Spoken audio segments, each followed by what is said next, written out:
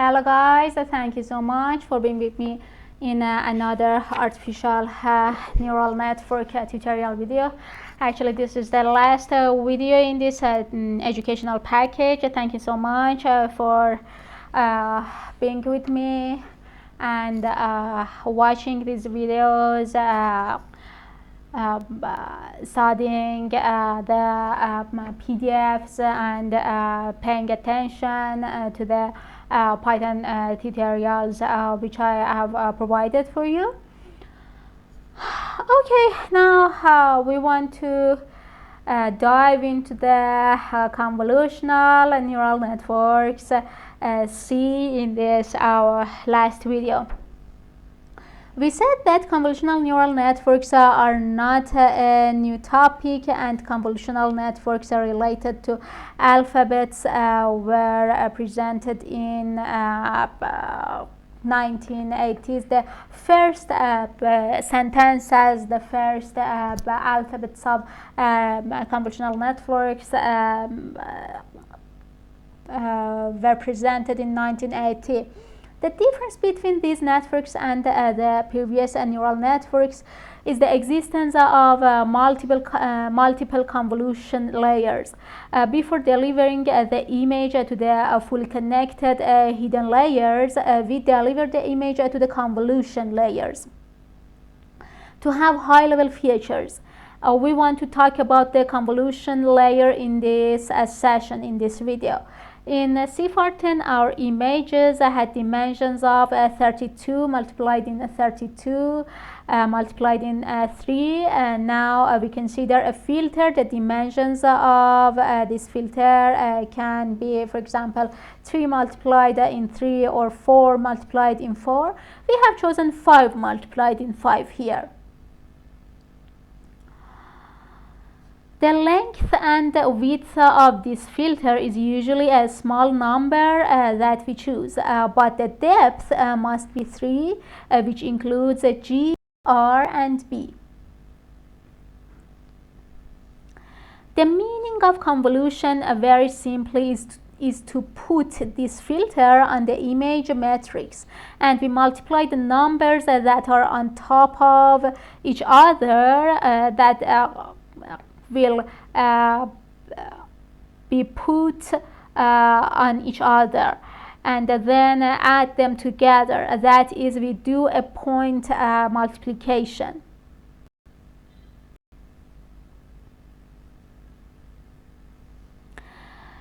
When it is finished, we get a number. We also have a bias. We have to collect bias with that. We have to sum the bias with that. We have to add the bias with the production. When this step is over, we move the filter and do the calculations again. In fact, we have a neuron here that has 75 inputs. Wherever this filter is placed, we have a layer of neurons. But the very important point is that these neurons have the same weights.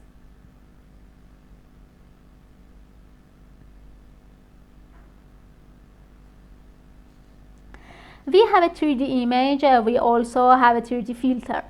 These are vertical matrices. The numbers that are placed on top of each other due to the overlapping of the filter and the image are multiplied internally, and we get a number. With the movement of the filters, we will have a set of numbers, and by putting these numbers together, we will have the activity map.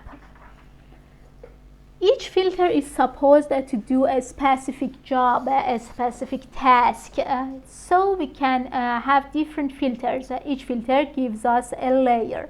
So if we have 10 filters, we have 10 layers.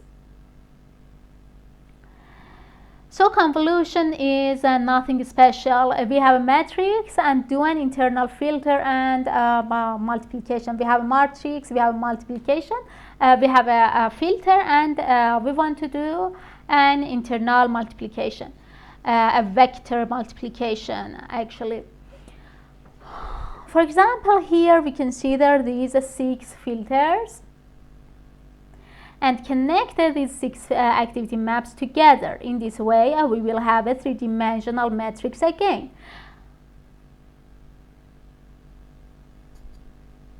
Because you do a convolution again on this. So the convolution neural network is a sequence of convolution layers. We said that the power of neural networks comes from the nonlinear connection, and considering that in each convolution layer we have a series of numbers after doing point multiplication, these numbers are either positive or negative. By defaulting, we use the ReLU activity function, and between these numbers we keep the positive ones. In this way, when the filter is, for example, 5 multiplied in 5, 4 rows and 4 columns are subtracted from the image matrix in each convolution. That is, the image becomes smaller and smaller. To solve this problem, we use the padding method. That is, first we expand the image matrix by 4 units in the rows and the columns, and then we do the convolution.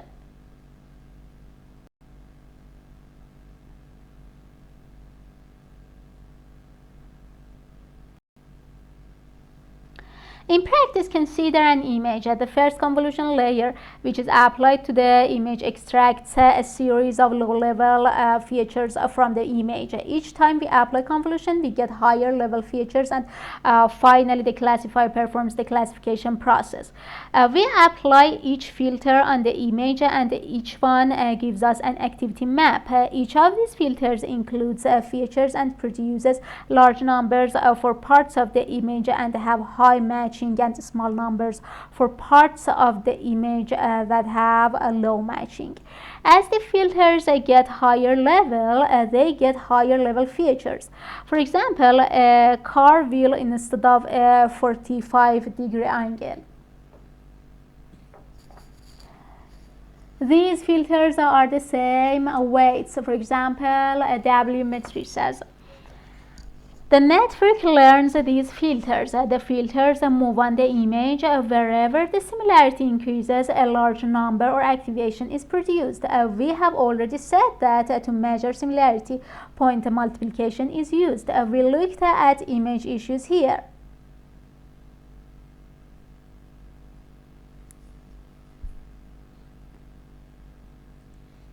But all these explanations are also applicable to other areas, such as sound, for example. The act of convolution in mathematics is also available in the form of a formula in the slides.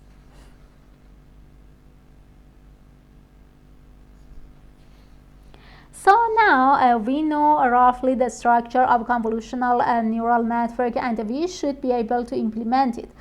We have a conv layer, and then a ReLU layer, and then a pooling layer, and this order is repeated. In the meantime, we do not know the pooling layer. We know the convolutional layer, we know the ReLU layer, but we do not know what is this pooling layer is. In these slides, we have taken a closer look at the convolution layer. We have considered a 3 multiplied in 3 filter.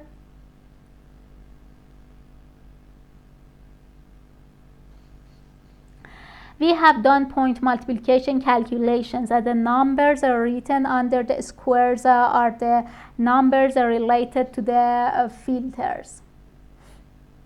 Here, these numbers below the squares are related to the filters.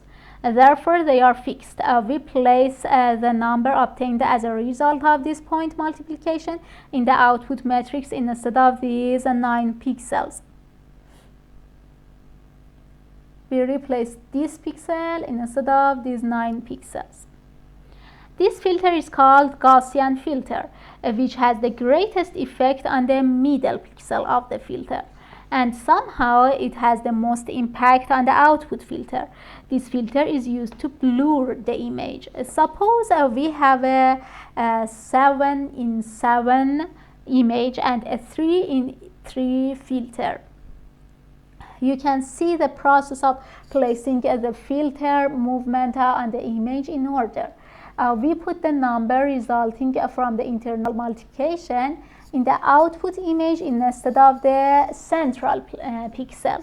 For now, we consider the step size for the filter movement to be 1. In this way, the output is 5 in 5. Because we value the centers of the filters and the 1 pixel is removed from each side. If we consider the step size as 2, we have a 3 in 3 image in the output. Considering a step size of 3 is not possible. We use this formula to calculate the size of the output image according to the size of the image and the size of the filter. Here, stride is the same size as the step.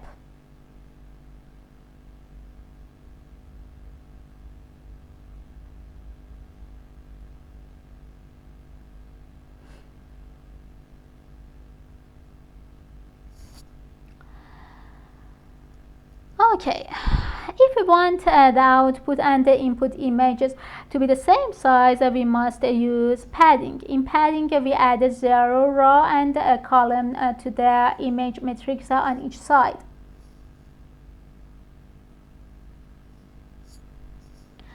There is also this formula for proper padding.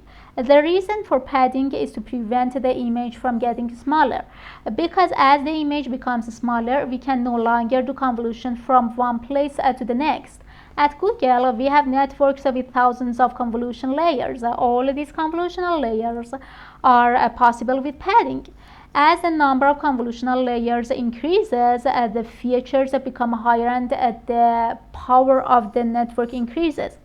An example of calculations related to the sizes in the convolutional layer is available in the slides, which I will not take up your valuable time here for that.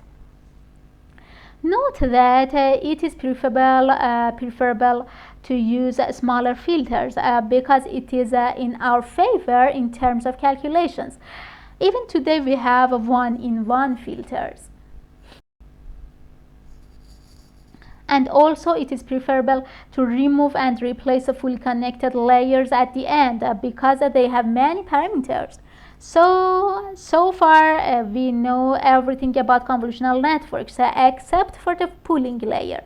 The purpose of pooling is the opposite of padding.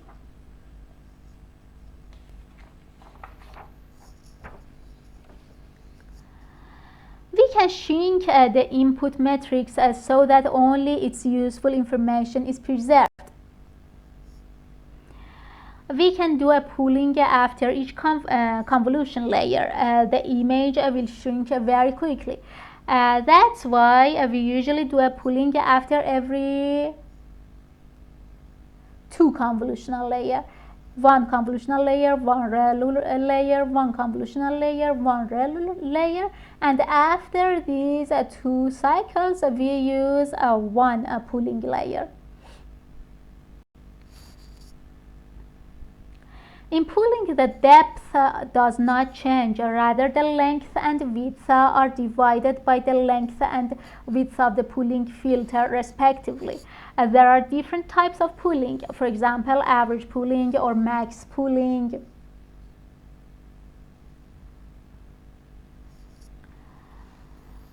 Be careful that the preference of many machine learning experts is not to use pooling because it leads to information loss. Usually when the pooling filter is n in n, the step size is n. The workflow of the task of pooling is that, for example, here we put 2-in-2 filters on the image and we get the maximum between the 4 available pixels. In this way, the dimensions of the image are halved. Common sizes for the pooling filter are 2-in-2 and 3-in-3. Here we had max pooling. We could have average pooling between 4 pixels instead of a maximum. We could use the average of, for example, these pink pixels instead of a maximum of them. We can do this. Each of these has its own uses actually. Okay, the concepts are related to artificial neural networks is over here. I did my best to transfer you all I know in the world of artificial neural networks. I hope that these informations will help you in your path, and you can benefit from them in your work life. Thank you so much for watching these videos and being with me in this tutorial. Have a nice time.